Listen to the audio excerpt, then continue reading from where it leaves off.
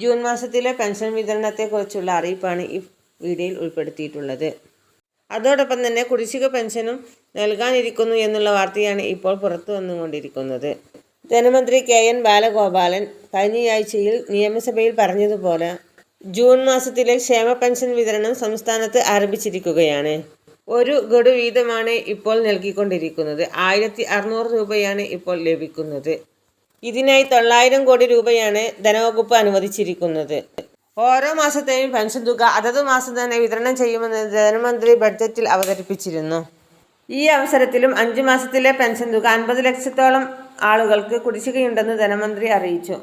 അത് തുല്യ ഗഡുക്കൾ ആയി ഉടനെ തന്നെ പെൻഷൻ ഗുണഭോക്താക്കളിലേക്ക് എത്തിച്ചു കൊടുക്കും എന്നുള്ളതാണ് സർക്കാർ അറിയിച്ചിരിക്കുന്നത്. ഇപ്പോൾ വിതരണം ചെയ്തുകൊണ്ടിരിക്കുന്ന പെൻഷൻ തുകയിൽ കേന്ദ്രവിഹിതം ഉള്ളവർ 200 രൂപ മുതൽ 500 രൂപ വരെയുള്ള വിഹിതങ്ങൾ കുറഞ്ഞ് 1600, 1300 എന്നിങ്ങനെയുള്ള തുകയാണ് എത്തിക്കൊണ്ടിരിക്കുന്നത്.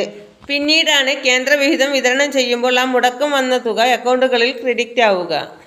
ആധാർ അധികൃത അക്കൗണ്ടുകളിലേക്ക് മാത്രമേ പെൻഷൻ തുക എത്തുകയുള്ളൂ എന്നുള്ള കാര്യം എല്ലാവരും ശ്രദ്ധിക്കുക. അതുകൊണ്ട് തന്നെ ആധാർ കാർഡ് ബാങ്ക് അക്കൗണ്ടുമായി ലിങ്ക് ചെയ്യാത്തവരാണെങ്കിൽ ലിങ്ക് ചെയ്യേണ്ടതാണ്.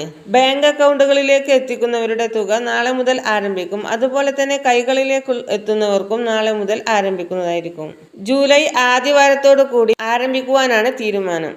സാമൂഹിക സുരക്ഷാ പെൻഷൻ വിതരണത്തോടൊപ്പം സർക്കാരിന്റെ പൂർണ്ണ ധനസഹായത്താൽ പെൻഷൻ വിതരണം നടത്തുന്ന 16 ഇനം ബോർഡ് പെൻഷനുകളും ഇതോടൊപ്പം വിതരണം ചെയ്യുന്നുണ്ട്. കുടിശ്ശിക പെൻഷനുകളും ഇതിനകം വിതരണം ചെയ്യുമെന്നാണ് സർക്കാർ ഇതിനകം കൂടുതൽ പെൻഷനുമായുള്ള അറിയിപ്പുകൾക്കായി നമ്മുടെ ചാനൽ സബ്സ്ക്രൈബ് ചെയ്യാൻ മറക്കല്ലേ.